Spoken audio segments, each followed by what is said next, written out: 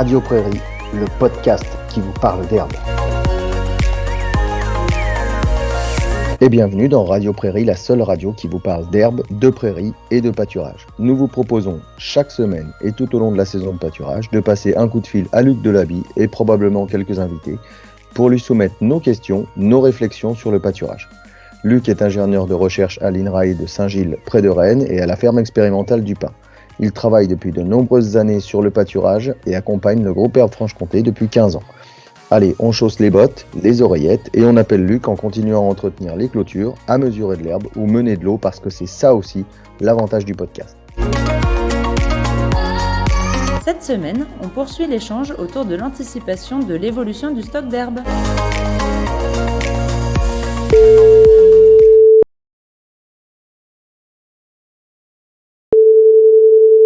Et bonjour Luc. Salut Florian.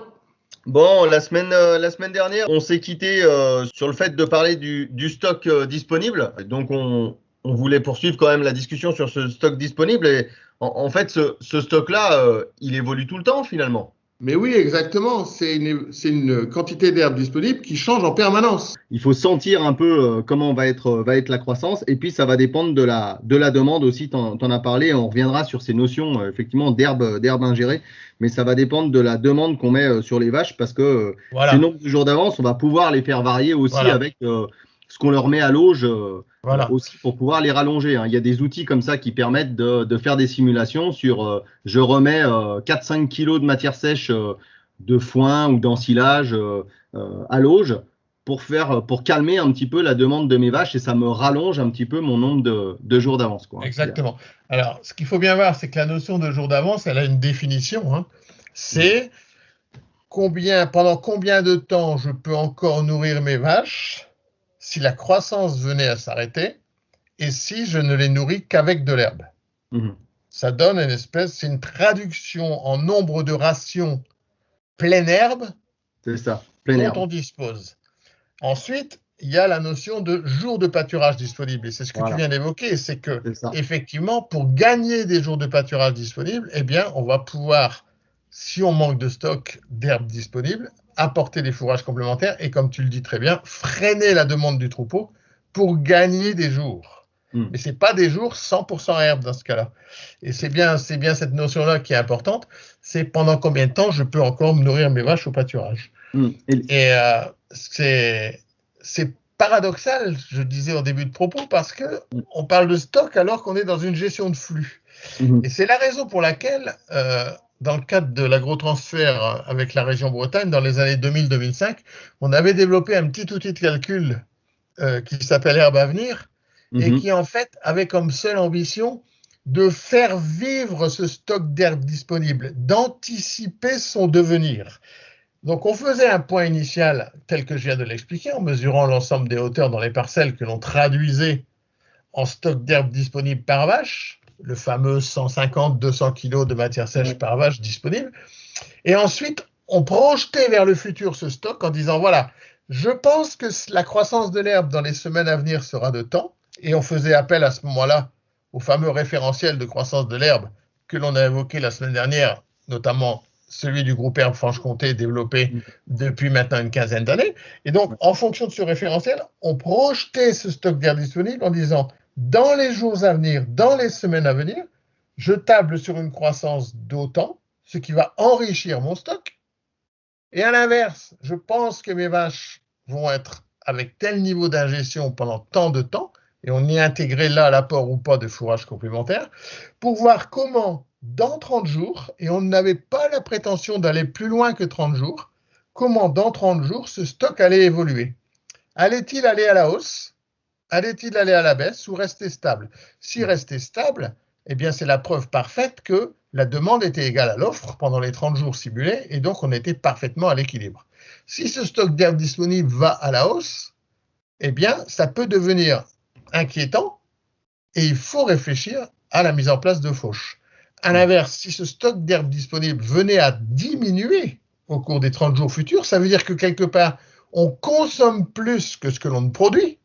Et là, tout le monde sait très bien que dans ce cas-là, la situation n'est pas durable et qu'il faut mettre en place des régulations. Et la première d'entre elles, c'est l'apport de fourrage complémentaire pour freiner la demande, comme tu viens de l'expliquer.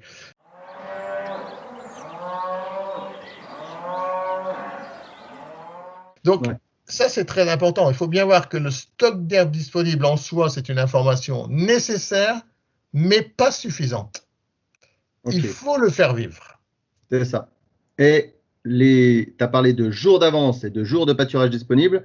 Les jours de pâturage disponibles sont évidemment la valeur la plus concrète pour gérer du pâturage. Et les jours d'avance sont là pour dire, vous avez la possibilité d'avoir que de l'herbe dans la ration. C'est très important parce que des fois, tu as parlé d'herbe à venir, ça a été un peu herbe à venir a été un peu le papa des autres outils de gestion de l'herbe qui sont arrivés après, pâture plan et puis apigrasse, autrement appelé l'herbe heureuse ou l'herbe joyeuse, même si on est complètement dans l'euphorie.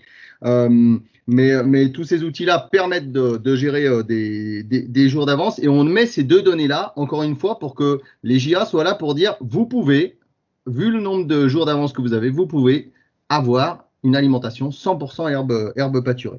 Donc voilà. Et l'autre notion sur laquelle je reviens aussi pour finir de bien mesurer pourquoi on parle en jours, ça correspond aussi à des jours de reconstitution du stock d'herbe sur la parcelle. Hein, quand on en a déjà parlé un petit peu, mais quand je suis à 6 cm et pour que ma parcelle elle revienne à 12 cm, eh bien, et que ça pousse à 70 kg de matière sèche par hectare et par jour, en gros, il me faut 17 jours pour que ma parcelle se refasse. Donc, les jours d'avance, ils viennent un petit peu… Si on a plus de jours d'avance que le nombre de jours de reconstitution de l'herbe sur la parcelle, eh ben c'est ce que tu disais il y a 3 minutes, là, on est débordé, quoi. On est complètement débordé, on a plus de jours d'avance que de reconstitution. Voilà, c'est exactement ça. Et voilà. Être débordé au pâturage, c'est aussi problématique que de manquer d'herbe. Ouais. Et on y reviendra avec les valeurs de l'herbe dans les futurs épisodes. Et en parlant de futurs épisodes, tu as parlé de fauche comme moyen de réguler un petit peu l'offre trop abondante d'herbe. Et ça tombe bien parce que il y a quelques jours, on a un éleveur du Jura, là, Fabien Marié, pour pas le citer, qui a posté sur nos réseaux sur Pâtureva au sein d'Eva Jura qu'il était en train de faucher une parcelle de régras hybride qu'il allait sécher en grange. Donc oui, c'est tôt et en même temps on est deuxième partie d'avril en pleine avec du séchage en grange sur du régras qui a démarré fort. Donc pourquoi pas y aller à partir de maintenant, sûrement qu'il est déjà dans une mesure de régulation et qui pense aussi à que cette parcelle elle va peut-être servir aux vaches dans un mois et demi quand la croissance commencera à redescendre. Et ça sera tout l'objet de notre futur épisode. En fait, quand faucher, qu'est-ce qu'il faut faucher, quelle surface et comment on peut jongler avec ces parcelles de débrayage. Parfait. Donc, on aura le plaisir d'échanger avec toi là-dessus la semaine prochaine. Voilà. Très bien, Florian. Merci à toi. Une bonne continuation de pâturage. À bientôt, à la semaine prochaine. Merci, au revoir. Allez, réagissez, commentez, interpellez-nous même. Rendez-vous la semaine prochaine et n'oubliez pas de pâturer. Chaque mardi, retrouvez un nouvel épisode de Radio Prairie sur la chaîne YouTube du groupe Herbe Franche-Comté. Radio Prairie, le podcast qui vous parle d'herbe.